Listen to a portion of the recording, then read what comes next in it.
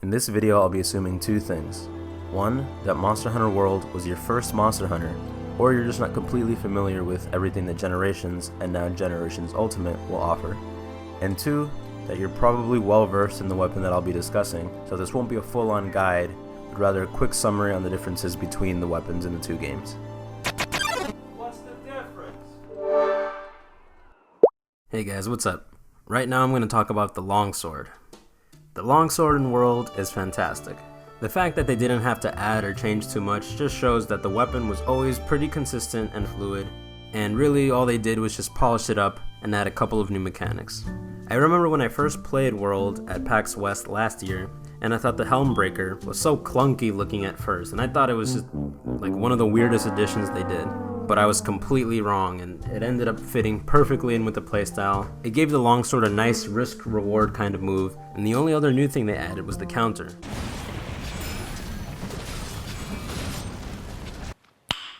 Nice. And the way both of these moves worked into the weapon, with the counter adding a spirit gauge level, and the helm splitter consuming a spirit gauge level, just ended up working perfectly. Other than that, longsword didn't really have any other significant changes. How does this translate over to Gen Ultimate? Well, I feel like if you're a longsword main, you're still going to be pretty happy. Similar to Charge Blade, longsword has a lot of fun styles that really change how you play. Let's start off with those styles. Old Reliable Guild will have everything we've seen on longsword up to this point. Now this is going to be the only style with the unchanged moveset that can Fade Slash into the Spirit combo. This might seem like a minuscule thing, but it's a very fluid attack motion and it helps you reposition while also doing damage. And there are even cases where Guild is taken over Stryker just because of this small change. Next up is of course Stryker, which again the only thing it loses is the ability to Fade Slash into a Spirit combo. It'll trade that to have 3 Hunter Arts. And as we'll talk about soon, longsword has very solid Hunter Arts as well, which made Stryker one of the most played styles in Generations. Aerial is actually really fun, and if you want something that feels reminiscent of Helm Splitters, then Aerial might be your style. It'll be really good at mounting, and having the ability to Spirit Slash in the air and on the ground actually lets it put out some good damage. Now before Brave was added, Adept was the only counter-based style for longsword, which let you do a modified Spirit combo out of a dodge. This new combo, which ended with the overhead slash, was actually really strong, and even now, the overhead slash of Adept is still stronger than Brave. However, the fact that most of your damage is reliant on getting consistent Adept dodges, and the overhead slash of Adept has a much slower animation, Adept has just been completely outclassed by Brave style. Brave style, like Adept, was given a modified Spirit combo which again ended with the overhead slash.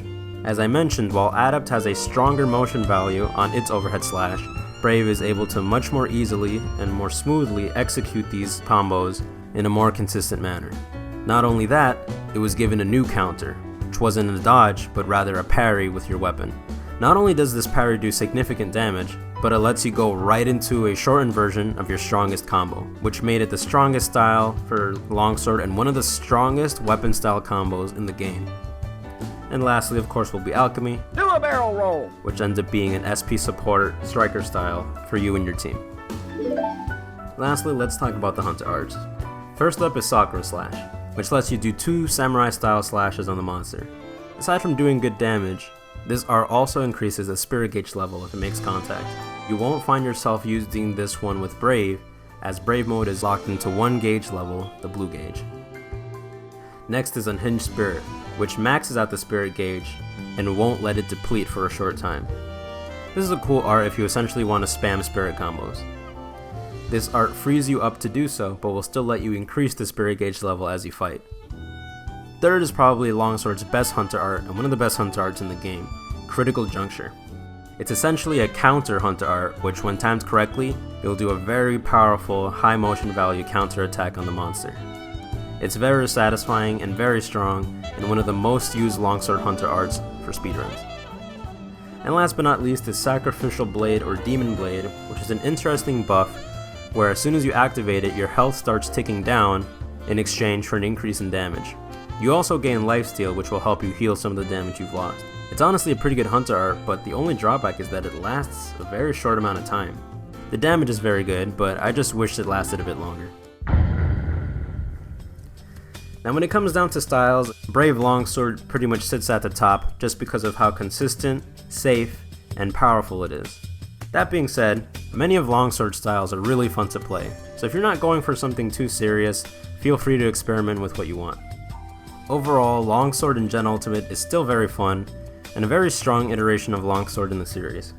If you're a Longsword main, I think you might have a little bit of getting used to in terms of the mechanics, but you'll still have a lot of fun, as in both games the weapon is still incredibly stylish, fun, and powerful.